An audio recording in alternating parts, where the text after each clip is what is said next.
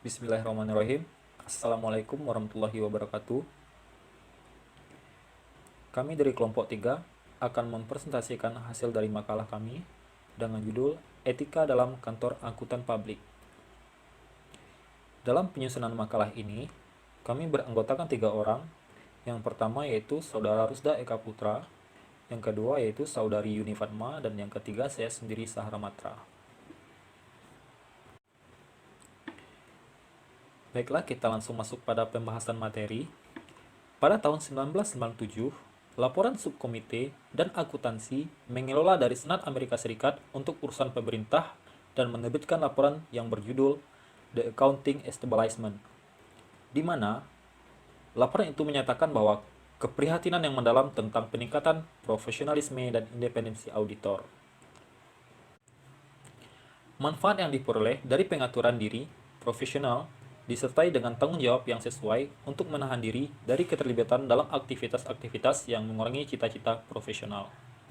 Subkomite dengan tegas percaya bahwa fungsi penting dari audit independen perusahaan milik publik harus dan secara finansial menguntungkan dan secara pribadi memuaskan dalam haknya sendiri tanpa perlu terlibat dalam aktivitas yang muncul untuk mengurangi tanggung jawab profesional.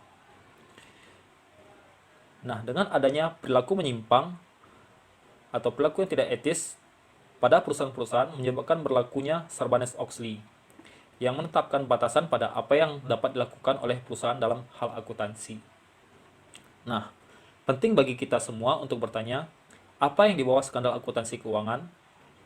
Para pengkritik akuntansi mengambil arah dan mengklaim bahwa ia telah tidak lagi menjadi sebuah profesi, akan tetapi telah didorong oleh motif untuk mencari laba dan keuntungan. Akuntansi sebagai sebuah bisnis. Pepatah lama pernah mengatakan bahwa tidak ada etika bisnis. Versi baru yang lebih rumit menyatakan bahwa etika bisnis itu istilah yang tidak berarti. Mereka berpendapat bahwa aktivitas bisnis itu dangkal, dan bisnis bukanlah pengejaran yang layak untuk manusia bebas. Terkadang, kritik terhadap etika bisnis disampaikan oleh para pelaku bisnis hanya untuk merasionalisasi perilaku bisnis mereka yang tidak etis. Mereka gagal untuk melihat bahwa mayoritas urusan bisnis adalah etis. Karena jika tidak etis, bisnis seperti yang kita ketahui akan berhenti berfungsi. Kritik juga berasal dari individu yang menyadari bahwa ada etika perilaku dalam usaha. Meski terkendali, tampaknya keserakahan Enron dan kasus-kasus yang serupa bahwa etika sangat penting untuk kelancaran bisnis. Klaim bahwa tidak ada yang namanya etika bisnis tidak dapat dipertahankan, karena etika bisnis yang baik pada umumnya adalah bisnis itu sendiri.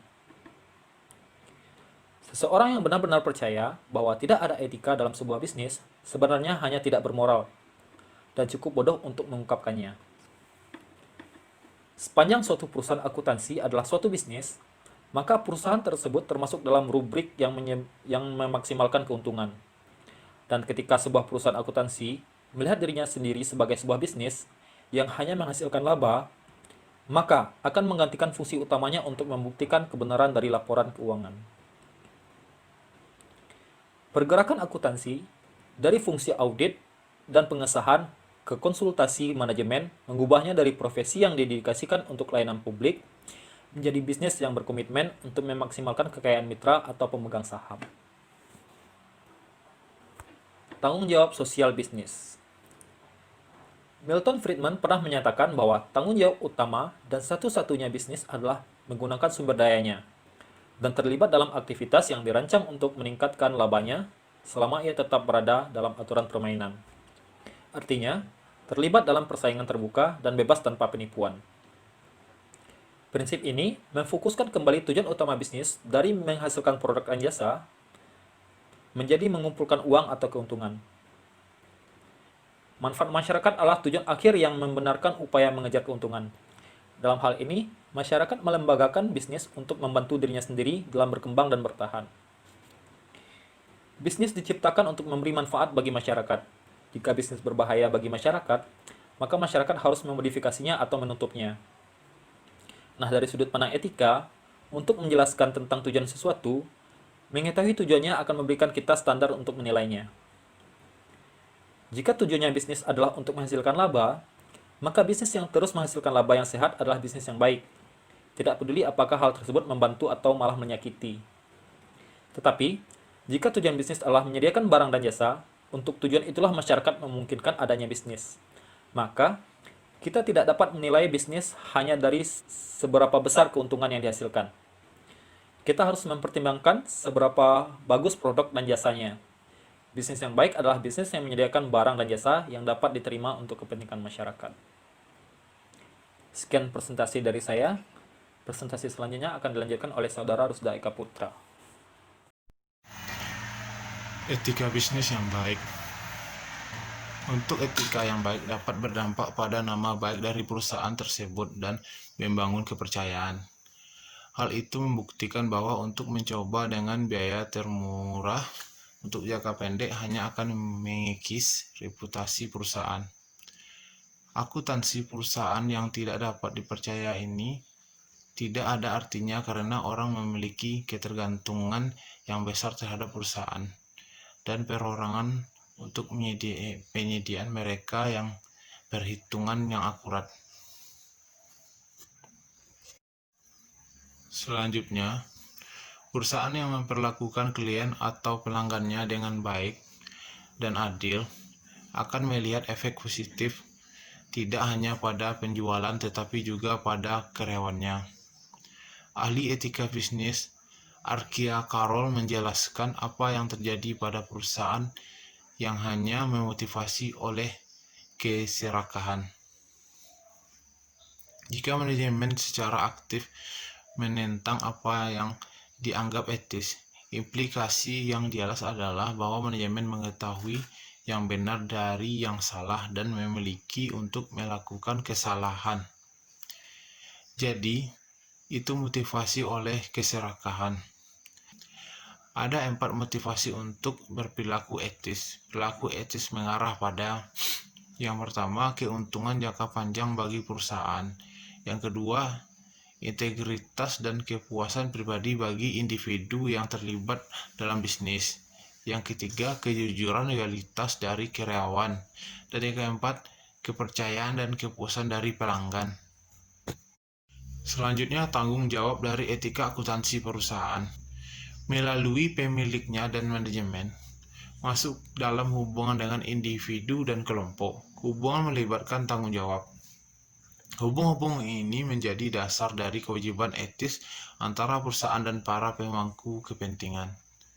Sesungguhnya, perusahaan akuntansi harus membuat beberapa keuntungan atau meningkatkan nilai bisnis atau kemitraan. Namun ada batasnya pada keuntungan.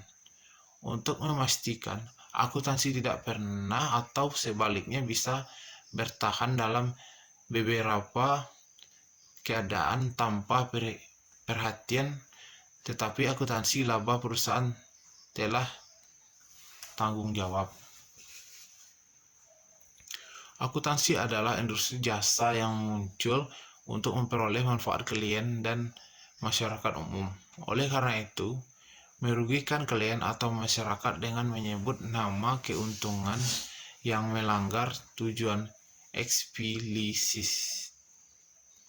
Cara lainnya adalah dengan membuktikan ketepatan informasi. Dengan demikian, perusahaan akuntansi yang baik harus hadir sebagai sebuah gambaran kondisi keuangan dari sebuah organisasi atau membuktikan keadilan gambar itu. Saya Yuni Fatma akan menjelaskan presentasi selanjutnya, yaitu tentang profesi akuntansi dalam krisis. Arthur Andersen atau Enron telah mengalami kegagalan menjadikannya sangat jelas bahwa naif jika kita berpikir bahwa akuntansi perusahaan tidak dimanipulasi oleh motif mencari laba. Ada masalah dalam profesi dan di antara perusahaan. Tekanan untuk memaksimalkan keuntungan telah menempatkan profesi akuntansi kontemporer dalam krisis. Beberapa orang dalam profesi ini bahkan berpendapat bahwa auditor harus berfungsi kurang seperti penengah utama fakta atau realitas keuangan, dan diizinkan sebaliknya, berfungsi lebih seperti bankir investasi dan hanya memberikan uji tuntas, Sehingga CPA yang pernah menghargai keadilan dan kejujuran dalam pelaporan keuangan kemudian hanya akan menjadikan mengangguk dan mengedipkan mata, semuanya di luar jangkauan pengawasan. Akuntan masih akan berguna sebagai penyusun pajak dan reporter keuangan, namun sebagai fungsi audit yang merupakan jantung utama profesi akuntansi ini akan menjadi tidak berguna karena penyalahgunaan. Kita dapat mengakui bahwa fungsi akuntan hanyalah melakukan apa yang diperlukan perusahaan untuk menghasilkan uang, tapi itu akan memandang maksimalisasi keuntungan sebagai satu-satunya tujuan bisnis. Itu berarti tidak adanya etika. Apapun bentuk akuntansi, tantangan terbesarnya adalah profesional. Artinya di sini, menempatkan kepentingan klien dan terutama kepentingan publik di atas pertimbangan pribadi. Bogle mengidentifikasi faktor-faktor utama yang mendorong akuntansi menjauh dari dedikasi ke tujuan profesionalnya ke dalam arena operasi yang memaksimalkan keuntungan. Bogle mengamati bahwa ada banyak masalah yang menekan akuntan dan perusahaan akuntansi untuk menempatkan maksimalisasi laba di atas profesionalisme. Yang pertama itu tentang kecukupan GGAP. Masalah pertama berkaitan dengan prinsip akuntansi yang diterima secara umum atau GAAP. Akuntan harus memeriksa kecukupan dan asumsi tersembunyi dari prinsip akuntansi yang mereka gunakan. Prinsip-prinsip ini memiliki implikasi etis sehubungan dengan kewajiban akuntan untuk memberikan gambaran yang benar dan akurat. Adanya keengganan umum dalam profesi akuntansi untuk mengembangkan prinsip-prinsip untuk memprediksi dan menginternalisasi eksternalitas dan untuk terlibat dalam perusahaan seperti audit sosial. Selanjutnya adalah manajemen laba. Masalah kedua yang diidentifikasi Bogle adalah manajemen laba. Manajemen laba di sini adalah istilah diplomatik untuk kemungkinan perusakan pembukuan. Seorang akuntan yang sangat skeptis dapat menunjukkan apapun yang Anda inginkan dengan menggunakan prinsip akuntansi. Apakah itu benar atau tidak? Benar bahwa seorang akuntan dapat mengelola gambaran pendapatan. Bogle mencatat bahwa kita hidup dalam dunia pendapatan terkelola, di mana pertumbuhan pendapatan yang stabil setidaknya pada tingkat 12% jika memungkinkan dan diinginkan, dan yang terpenting tidak kurang dari ekspektasi pendapatan. Semua rekayasa keuangan kreatif ini tampaknya berfungsi untuk mempengaruhi harga saham, memperkaya manajer perusahaan, dan memberikan kepada investor institusional apa yang mereka inginkan. Menurut Bogle, jika pasar saham ingin menjadi penentu nilai, ia akan melakukan tugasnya dengan baik jika menetapkan penilaiannya berdasarkan analisis perusahaan yang akurat, pelaporan resmi, dan fokus pada prospek jangka panjang dari perusahaan. Selanjutnya, akuntansi untuk opsi saham. Bogle kemudian memeriksa masalah akuntansi untuk opsi saham. Mengutip Warren Buffett, dia bertanya, jika ada pilihan kompensasi, mengapa mereka tidak dibebankan pada penghasilan? Dan jika tidak ada opsi kompensasi, apa sajakah itu? Menurut Bogle, profesinya harus lebih agresif dalam menjawab pertanyaan itu. Fakta bahwa laporan keuangan menempatkan opsi dalam saham semacam tanah tak bertuan, di mana opsi saham tidak diperlakukan sebagai kompensasi dalam sebuah masalah. Selanjutnya yang keempat, yaitu tempat penampungan pajak agresif. Masalah keempat yang dibahas Bogle dalam buku ini adalah masalah yang telah kita bahas dalam bab-bab sebelumnya, tempat penampungan pajak yang terlalu agresif dan berpotensi ilegal.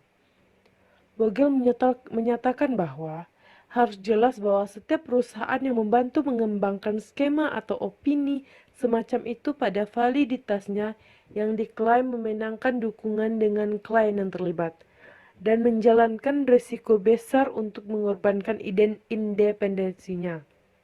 perusahaan yang bermainkan sistem untuk mengembangkan tempat penampungan pajak tersebut tidak memenuhi tujuan publik mereka karenanya bertindak tidak etis. Selanjutnya, struktur bisnis alternatif. Ini adalah isu terakhir yang diangkat oleh Bogle, yaitu bagaimana independensi perusahaan akuntansi, baik sekarang maupun di masa depan, akan menahan konflik kepentingan yang ditimbulkan oleh bentuk struktur yang baru berkembang. Bogle mencatat bahwa model kemitraan sederhana digantikan oleh struktur bisnis alternatif. Misalnya, sekelompok perusahaan pengesahan yang lebih kecil dikonsolidasikan melalui penjualan praktik non-audit mereka ke pihak ketiga dalam penawaran pribadi atau publik, dengan praktik audit dipertahankan oleh mitra. Ada model roll-up lain di mana perusahaan disatukan di bawah satu payung melalui kombinasi dan kemudian penjualan bisnis non-audit mereka kepada pihak ketiga atau publik. Singkatnya, profesi akuntansi dan perusahaan akuntansi menghadapi perubahan besar dalam struktur dan operasi. Ada yang selalu berkembang kesenjangan antara apa masalahnya dan apa yang seharusnya menjadi kasusnya. Tetapi fakta bahwa akuntan di mana-mana melihat dan mengevaluasi kesenjangan itu memberi kita harapan untuk masa depan. Perjuangan atas isu-isu di atas hanya menegaskan perlunya etika dalam akuntansi. Namun, dalam keadaan yang berubah ini, tidak selalu mudah untuk mengetahui cara mencapainya. Sekian presentasi dari saya. Terima kasih telah menonton. Saya mewakili teman-teman penyaji mengucapkan maaf apabila banyak kekurangan. Saya akhiri dengan wassalamualaikum warahmatullahi wabarakatuh.